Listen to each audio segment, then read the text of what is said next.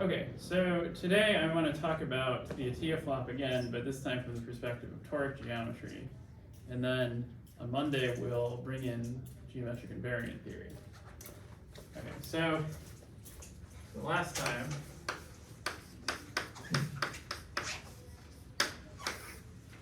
the Atiyah flop, which was two small resolutions, which are isomorphic, but the birational map coming from the two resolutions isn't an isomorphism because it's not a morphism. You have two small resolutions.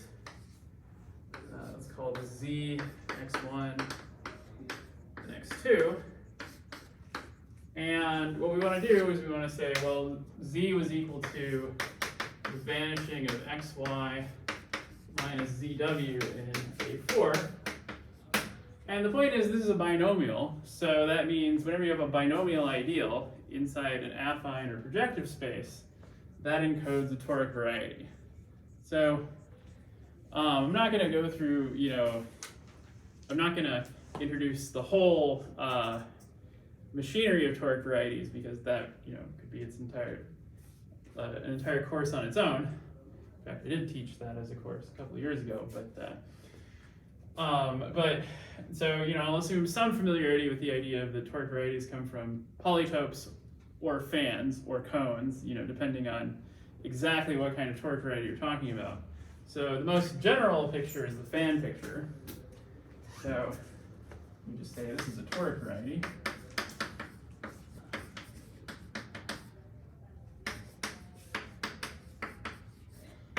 And the idea is that affine toric varieties,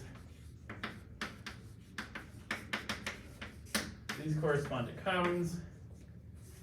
Projective toric varieties,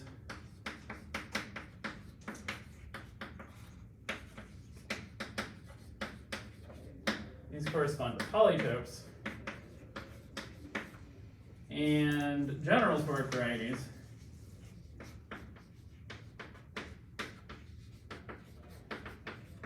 these correspond to fans.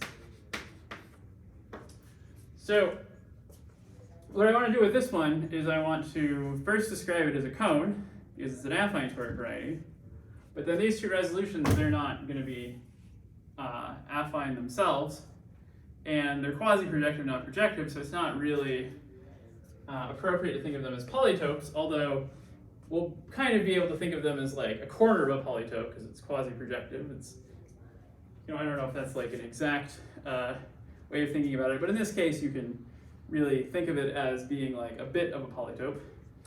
And there are also general toric varieties, so the most general machinery we'll use is that of fans, and that'll help everything fit all together.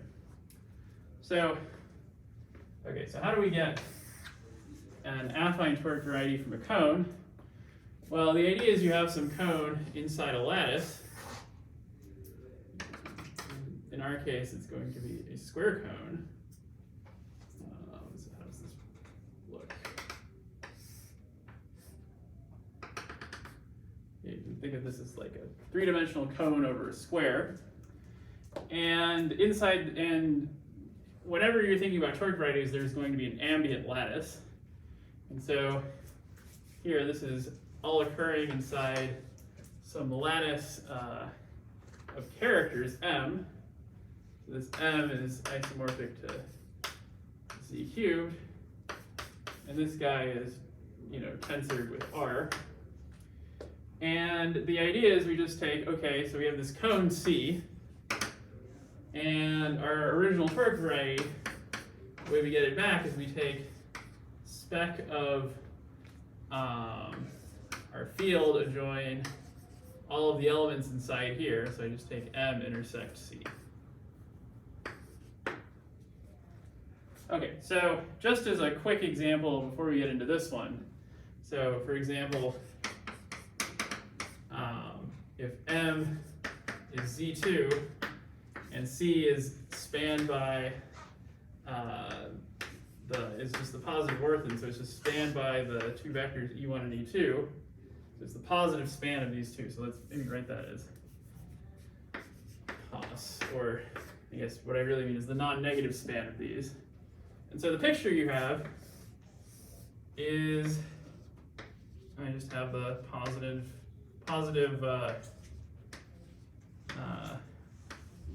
quadrant of the plane. And then what are each of these characters corresponding to? Well, I can kind of call them whatever I want as long as they obey the right relations. This corner at the origin, so the idea is that the multiplication on these characters corresponds to the addition in the lattice. So I can label this one 1, x, and y, and then the labels of everything else are already determined. This is x squared, x cubed, y squared, y cubed, xy, etc. And then we can say, okay, well, in this case, spec of the cone intersect the lattice. Well, this is just going to be a copy of affine space. So I guess I should have C there. So this is equal to spec of, well, this is just the polynomial ring in two variables.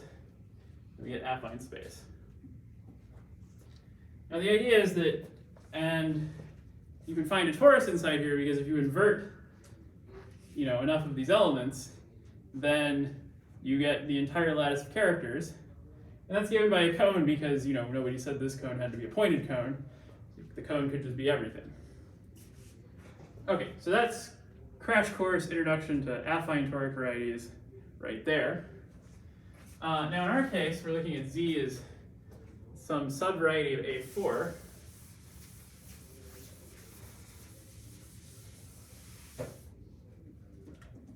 And so the idea now is we have to impose this relation here, that the first two guys, their product equals the product of the second two guys, and that there's no other relations.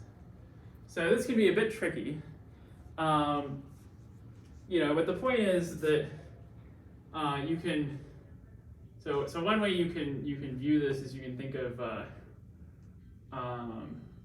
this is you can think of it as really as the quotient lattice of A4 by the relation generated by this ideal, and then the idea is you want to lift,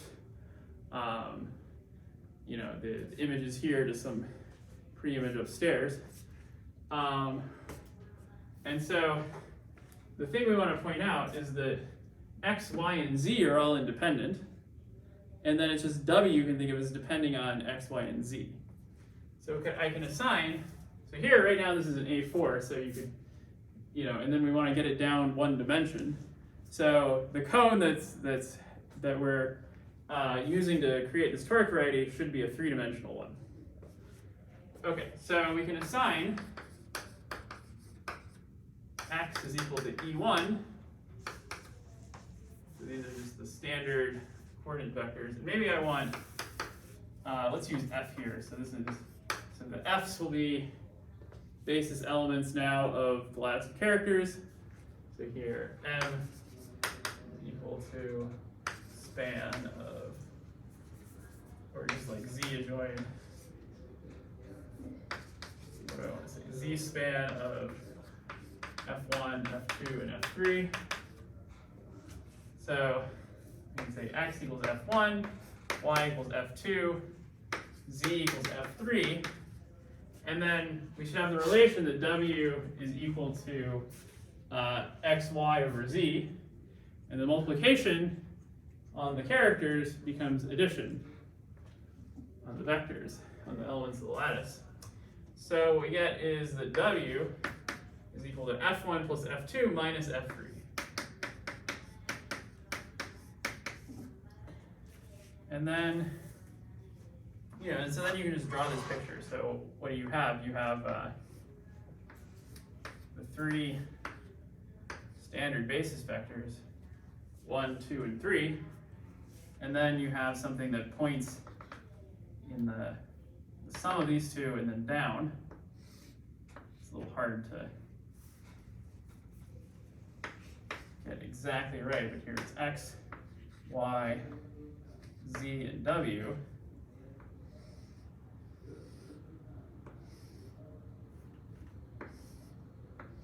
And then the picture is just this, that I have, if I take a slice of the cone, I get this square.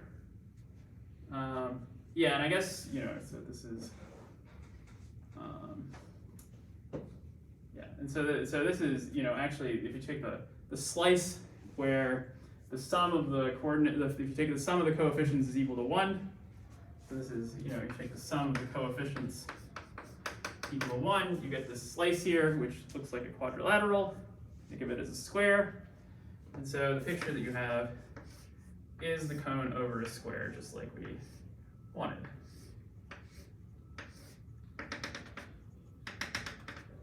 Okay, so this is our cone. And applying this procedure to this cone gives us our toric variety. Okay, so one thing to note here is that projective varieties correspond to polytopes. I'd say, well, what is the projective variety corresponding to this polytope here? And the thing to note is that this guy right here, well, this is a homogeneous polynomial. It's the cone over something. And in fact, it's the cone over P1 cross P1. And the polytope for P1 cross P1 is a square. And in fact, any rectangle is the polytope for P1 cross P1, because in the polytope picture, you're not just getting that it's projective variety, you're getting that it is a variety along with an ample line bundle that's embedding it in projective space.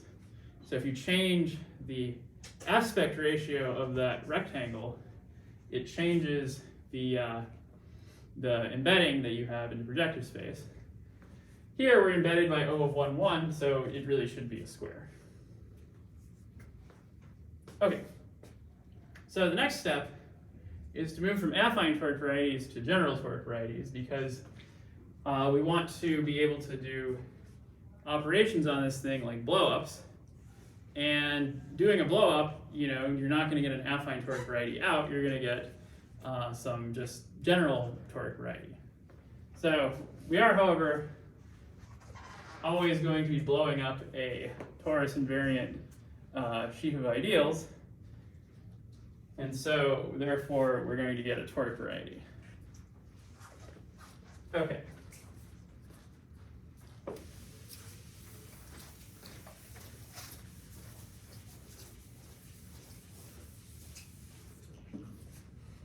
So let n equal the z-span of E1 through E3. Well, I guess I should say E1, E2, E3. And so the idea is that these are the co-characters which are dual to the characters over here. So E1 pairs with F1, E2 pairs with F2, and just the pairing matrix is just the identity matrix, the Kronecker delta. So the idea is that the polytopes and the cones, they live in the lattice of characters, and the fan is the dual picture. It lives in the lattice of co-characters. So this is the lattice of co-characters, and you can think of them if you need something to think about. So the characters are like functions on the variety, and the co-characters, you can think of them as one-parameter subgroups, or you can think of them as valuations. Those are probably the best two pictures to keep in mind. Okay, so what we need to do is we need to find the dual fan to this cone. And so what that means is the rays of that fan are going to correspond to the facets of this cone. So here you just say, well, here this is, this cone spanned by x and y. This facet, this is given by E3 equals 0. And then this one here, spanned by x and z, this will be given by E2 equals 0. And then for z and w, now we have to think. So we have to say, okay, I want something that vanishes on F3 and on F1 plus F2 minus F3. Well, vanishing on F3 means that your E3 coefficient is 0. And then you just have to have that your E1 and E2 coefficients are opposite. And then we take, so that gives us a unique vector up to scaling, and then we take the primitive at 1, the one that is, that generates that sublattice. So here, right, so then the ZW one should be E1 minus E2 is set to be 0 there. And then the last one should be F2 in this one. that'll be E1 plus E3. Okay, so that looks a little funny, but let's see what it looks like when we draw those vectors. So the vectors that we draw are, we're going to have it E2 and E3. Well, I guess I wrote a left-handed coordinate system. So let's say this is E2, this is E3, and then 1, 2, 3. Okay, that's now a right-handed coordinate system. And then let's see. So you have up and down, and then the. Let's see. Maybe I actually want. Okay, so now I should be careful, right? Because I want the orientation to be correct. So here, the E2, the plus direction is inward. E3, the plus direction is inward. Here, E1 plus E3, the plus direction is that way. And then, I think I actually have this one backward. Let's be careful though. So the idea is that this is E1 minus E2 equals 0. Then if I take the sum of all the vectors, let's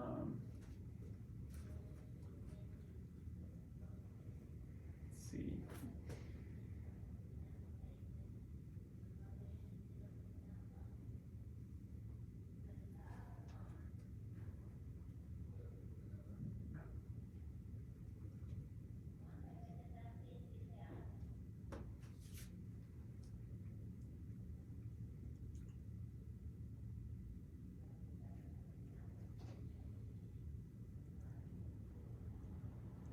Maybe this is supposed to be.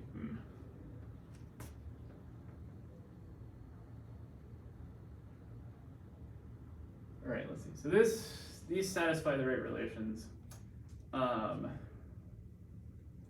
Let's see. Over here, E1 plus E3 does seem correct. I feel like the other one should be E1 plus E2, but that's not. That vanishes here, but not here. Really, it does seem like it should be an E1 minus E2, but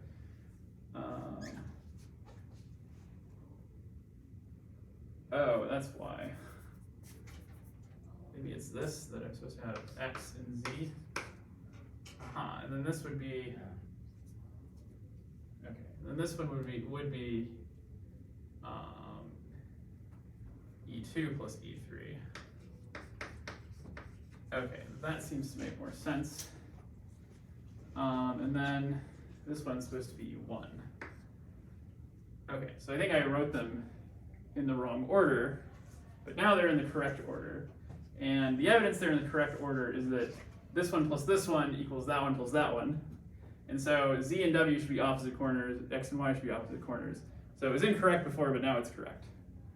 Okay, so this is why we draw the dual picture, because if you don't draw it, then you might fool yourself. But now we're not fooling ourselves. Okay, so now we have E1 and E2. 1, 2, 3. So let's say these are E1, E2, and then you have the plus E3 direction. So then I just go up and I have E1 plus E3, E2 plus E3. And again, I get a square cone, which is dual to my original one. Then the way that we convert back from the cone to the toric variety is we take the dual of the cone, intersect with the lattice of characters, and take spec of that. And of course, these dualization operations, you do it twice, you get back where you started, so everything's fine. Okay, so now we can talk about how we can alter this cone. So the fact that it's a cone means we can really, we can really ignore the cone point, and we can just think about the square we have here, E1, E2, E1 plus E3, E2 plus E3. And by manipulating the square, we can manipulate the fan and get new sorts of objects. So one thing you might do is you might say, okay, well, let's blow up the cone point. And when you're blowing up the cone point of a toric variety, the way you do that is you take the central point inside the cone, and then well, how do you decide what's the center one? Well, the idea is that you're just going to say, well, the cone point is going to be the one generated by taking all of these guys to be 0. So you just take the sum of all the generators of the cone, see where that lands you, and then add that ray to your toric variety. So here, if we add these guys, so if I take E1 plus E2 plus E1 plus E3 plus E2 plus E3, then I'm going to get 2 E1s, 2 E2s, and 2 E3s. So I'm just going to get smack dab in the middle at E1 plus E2 plus E3. It's 2 copies of it, but since we're drawing in the ray of a cone, it doesn't matter whether the coefficient is 1 or 2. So here I have, so let's leave this guy here. This is our Z. And then if I want to, actually, let me start this on another board.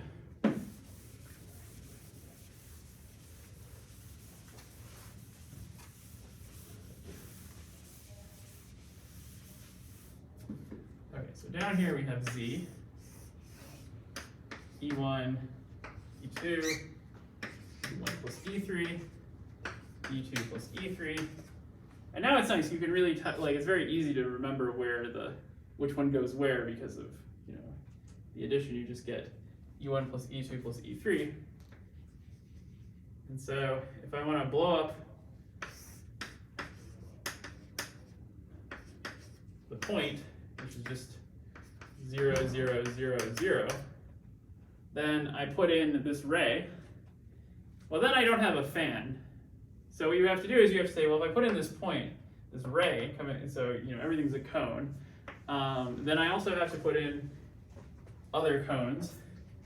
And there's a couple, then really the only way to fill these in is to put in this ray, this ray, this ray, this cone, those 4 cones. Because if you don't have all of those, then it's not going to obey the fan conditions. So in particular, what's the issue with doing, say, this? Well, now this cone here should be filled in, but its facets aren't cones of the fan because this should be one whole cone, and it's not. So if you blow up the origin, you get a nice symmetric picture like this.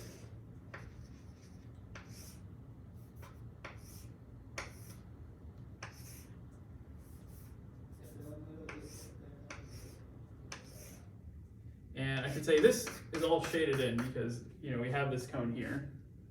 And then, well, this is shaded, this is shaded, this is shaded, and this is shaded. Okay, and so now the formalism of the fan is quite nice because it tells you what all of the torus invariant subvarieties are. So in particular, there's a with the fan, there's a dimension reversing correspondence where the largest cones correspond to the smallest torus invariant varieties. So the ones maximal dimension give us torus invariant fixed points.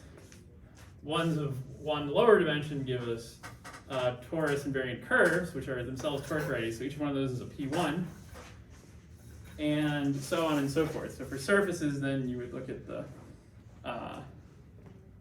ones of one dimension smaller than that, and then you have one torus invariant threefold, which is the ambient torus itself.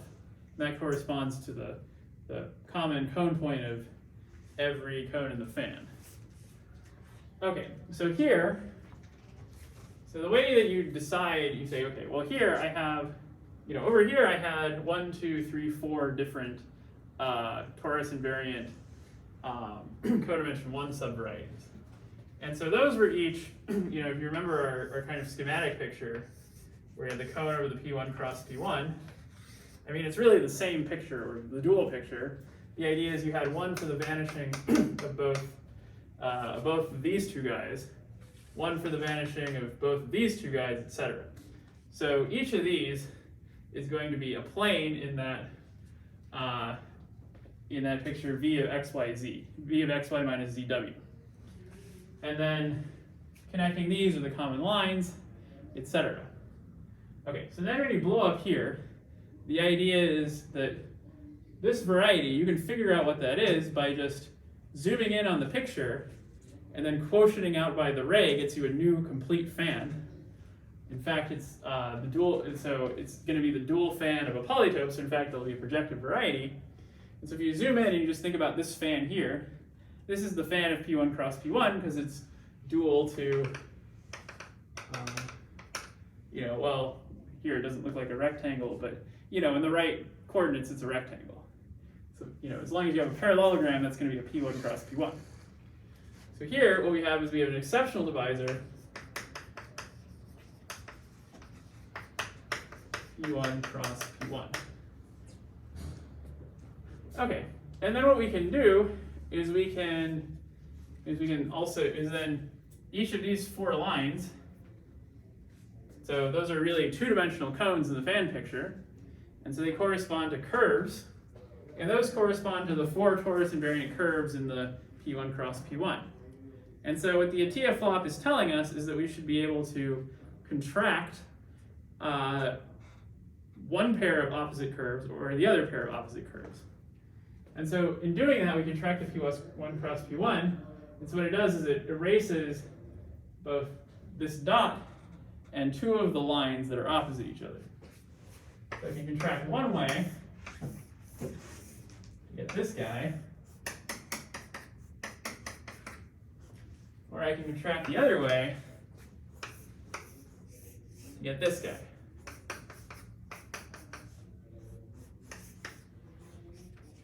This is my x1, this is my x2. And these are connected by a birational map, which is not a morphism. Okay, questions so far? And then in fact, you can also go in and, so you do things like zoom in on this guy, see that it's a P1, but you can also, using toric geometry, calculate what the normal bundle of this is. It's the same as the normal bundle of that. And in fact, it's going to be O of 1 plus O of minus 1. Is that what it is?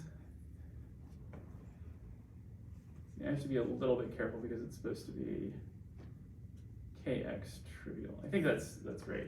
But you should have one positive direction, one negative direction. It's the idea is that you can kind of wiggle, there's one direction you can kind of wiggle in and the other direction you're stuck in. And then you can collapse and draw it out in the other direction, but you still have the same problem. Okay, so we can also think of this story in terms of what's happening with the divisors on the toric variety. So the thing I want you to notice is that, so down here, there's 4 divisors on this, right? So you have 1, 2, 3, 4. And then linear equivalence on a toric variety is just given by being equivalent up to the lattice M. So the idea is that if I have a Vey divisor on here, it just gives you a number that tells you the order of vanishing, along each divisor. So I could have like 1, 0, 0, 0. And if I have something like that, then this divisor is not Cartier because the Cartier divisors are exactly the piecewise linear functions on the fan. So let me write that over here. So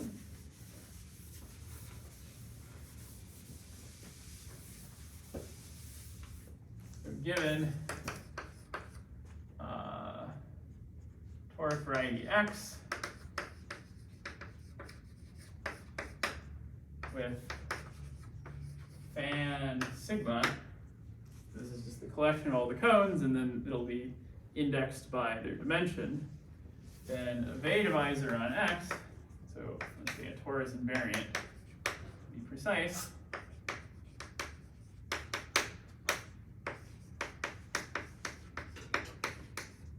Well, this corresponds exactly to an integer valued function on the rays. Okay, on the other hand, a T invariant Cartier divisor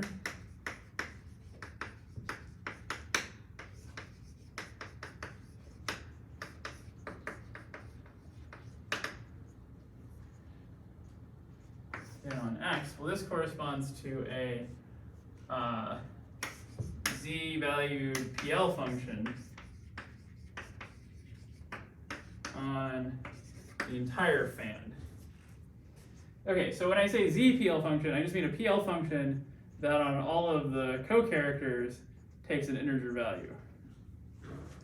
So, it's just, you can just think of it as, some rational PL function, and then you can always scale it up enough to get something that's actually integer.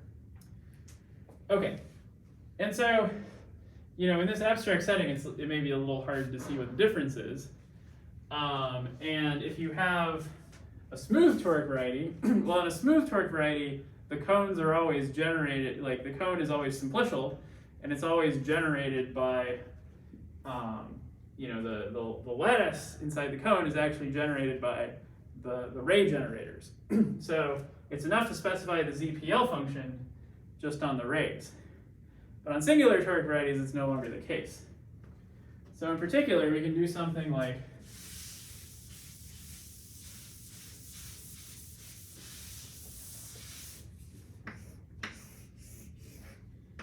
we can take 0, 0, 0, 1, and then this guy, you can plainly see it doesn't define a PL function, because for a PL function, the sum of the values here and here should be the sum of the values there and there, and this is not so.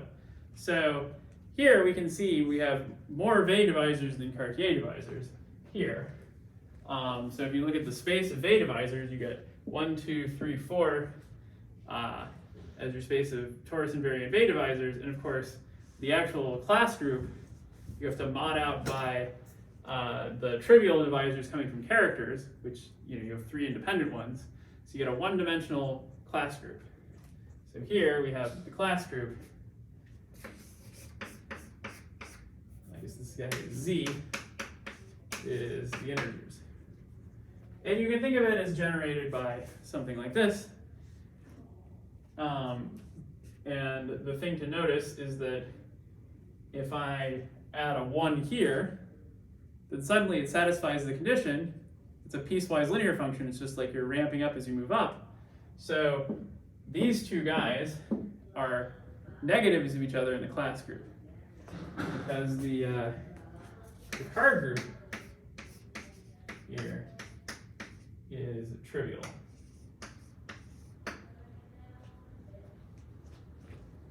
Okay, but then how does this change when you move up the picture? Well, the idea is that if you go up here and you just say, okay, well, I'm just going to take the strict transform of this divisor. This is something you can do because you can just say, well, I have just one here and zeros everywhere else, and suddenly everything is fine. Right? 1, 0, 0, 0, 0. On this triangle, you have going up from 0 to 1. On this triangle, you have going up from 0 to 1. And with this picture, you have a piecewise linear function. Likewise, even if you draw it the other way, 0, 0, 1, 0.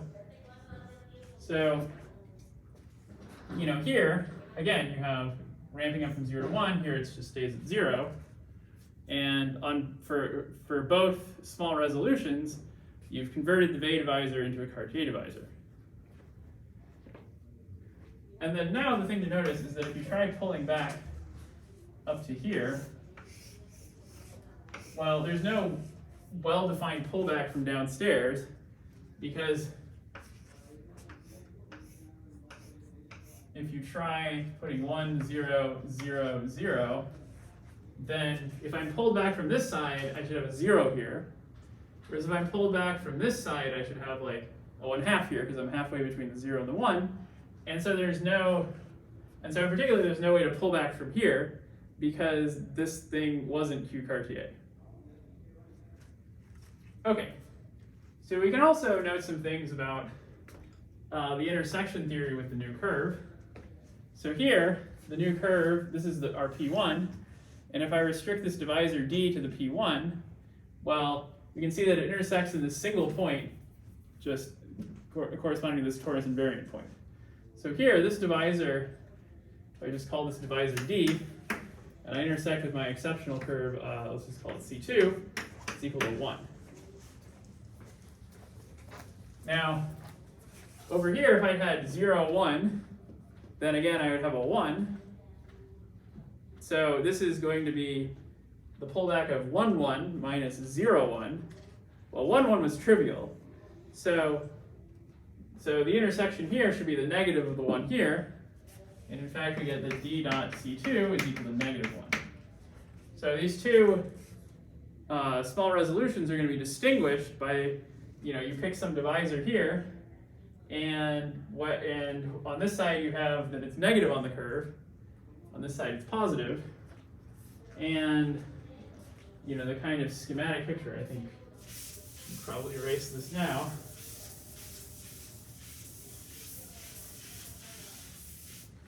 Is that if I have this picture here, let's just say it's over P1 cross P1, and then what do I have? I have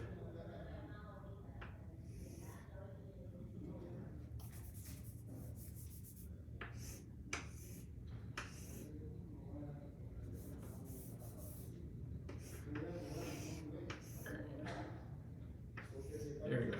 So if this is my D and this is my C, here I have that D dot C is equal to negative 1.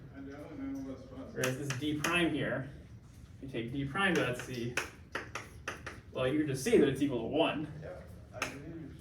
And then the point is that D dot D prime, D plus D prime, this is going to be the vanishing of one of our 4 coordinates x, y, z, or w. So we can just say it's maybe the D of x. And so in particular, this is just a trivial divisor. Okay, so any questions so far? Can you explain what is D? Oh, what's D over here? Yeah. So D is just the divisor corresponding to this choice of z function. That gives you a Weil divisor. And it also uniquely gives you a Cartier divisor because you can just turn this into a PL function on the fan. So that's what D is in this picture. So this x1 and x2 are isomorphic as a variety, right? That's right. But how can I say, birational map cannot be extended to the... No, it can't because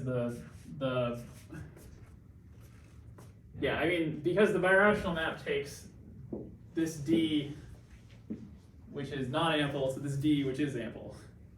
Yeah. So this this flip map, call it capital F. If I take F lower star of D, I get D. This is kind of abusive notation, but if I take F lower star of the D on this side, I get the D on the other side. Yeah, I see. Yeah, and you can dress this example up by making it kind of a local example in a bigger toric variety, so that the resulting things you get are not isomorphic. So, yeah, other questions, and then maybe I'll expand on this in a bit.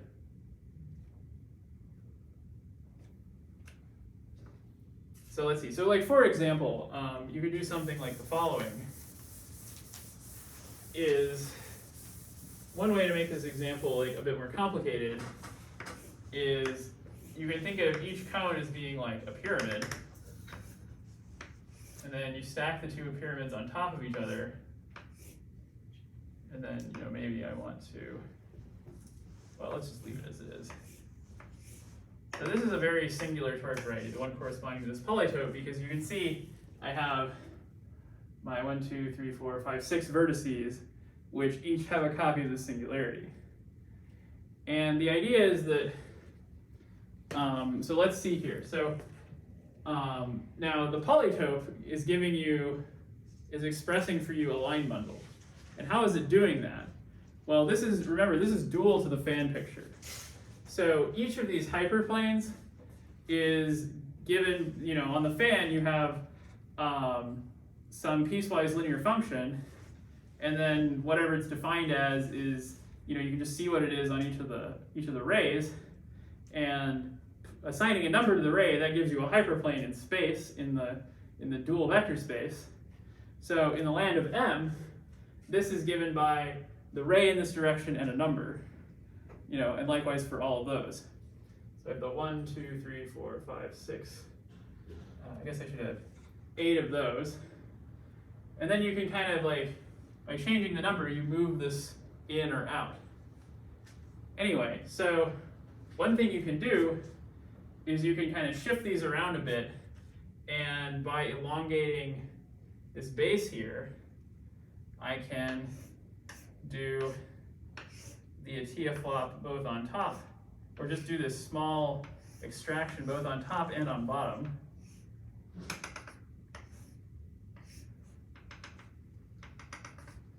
And by doing this kind of stretching, you'll see that you can work out what the ample divisors are on here, and you can see that there's some ample divisor that this curve is positive and this curve is positive, and these two curves, if you work it out, they are numerically equivalent to each other.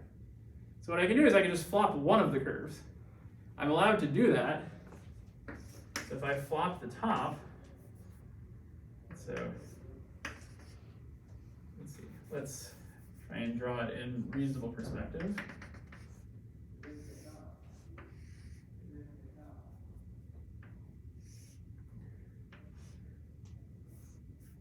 So on top, I want to have a roof going this way, and then on the bottom,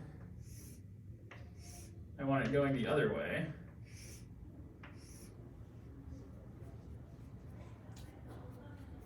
So the idea is that it's I extracted one in the horizontal direction, the other in the direction out of the board, and now these two curves, they have opposite signs.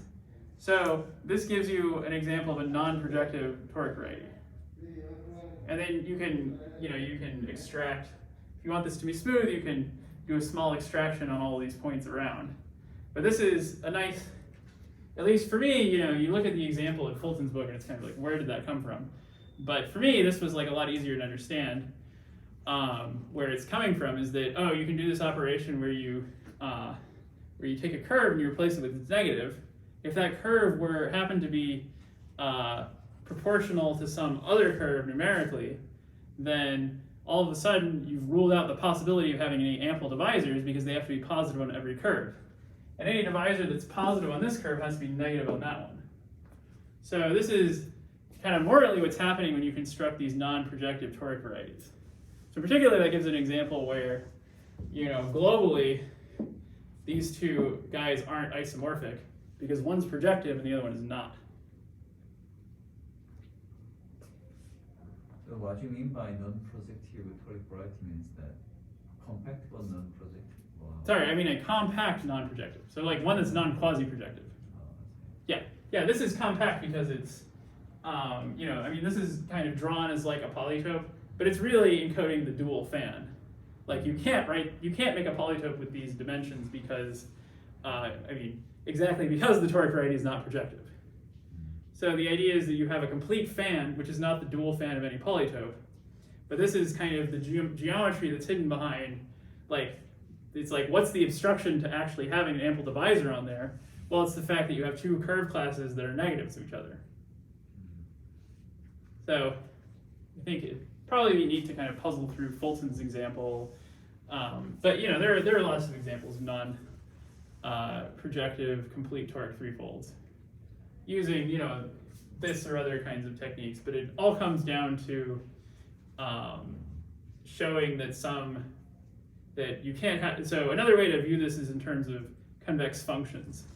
So the idea is that your line bundle corresponds to a piecewise linear function, and then it's an ample line bundle if it's convex. And then you have to say, well, upward convex or downward convex, and I guess it depends on your convention whether you're talking about whether negative numbers correspond to positive line bundles or vice versa.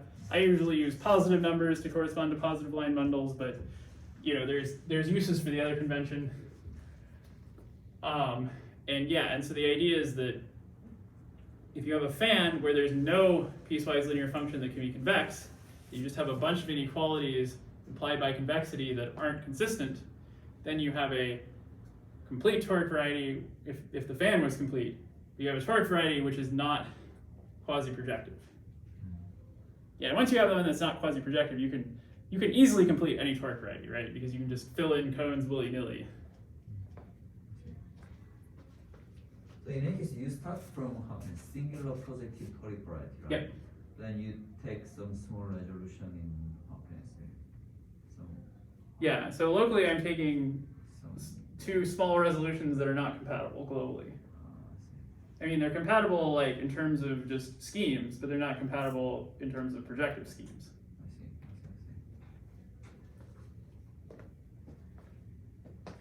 Yeah, I think before I saw this example, I didn't really understand where these like, non-projective things were coming from. And I think there's an example in Hartshorn which is quite similar, where he has an example of like a Moishazon manifold that's not algebraic, and it's a similar version of this where you're doing some blow-up construction, and it's like you're doing a blow-up along a curve where you kind of resolve the problem one way on one side, the other way on the other side, and then you get something which is not consistent with it being a projective variety, and then they invoke some theorem to say, oh, it's actually not even like a scheme. But I think such a thing is an algebraic space. But I'd have to check that chapter to really be sure, because it's been a while since I looked at that. I think we have about 5 minutes left. 3 minutes left, okay. Yeah, so the last thing I want to say is just that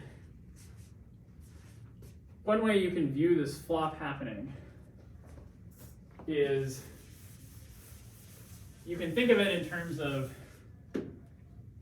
you can think of it in terms of the blow-up construction, in the way that when you're blowing up something, you're trying to take the ideal sheaf and then turn it into an ample line bundle, right?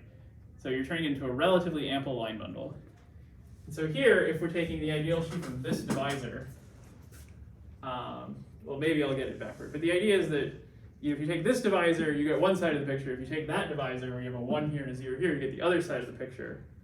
But you can kind of interpolate between these by just changing the number, letting it go between, this number go between 1 and -1, which is equivalent to 1 here. And so that picture, you can think of it as sort of like a movie. And so what's happening in terms of the geometry there?